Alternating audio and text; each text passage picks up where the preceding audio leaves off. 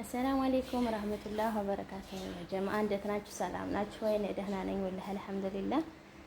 ስራ ጤና ሁሉ ሰላም ነው ወይ? ከእኔ ጋር ሁሉ ሰላም ነው። እንኳን አደረሳችሁ ኢድ አረፋ ብያለሁኝ እና ይኸው እንደምታዩት ምርጥ ጓደኛ አለችኝ አልሐምዱሊላህ ረብል ዓለሚን። እንግዲህ የሰው ሀገርም ቢሆንም ይሄንን የመሰለ ነገር አዘጋጅተን እንጀራ ጋግረን የሀገራችንን እንጀራ እንደምታዩት ይሄንን ይመስላል። አንድ ሀገራችንን ባይሆንም እንደምታዩት አሲርም አዘጋጅተናል።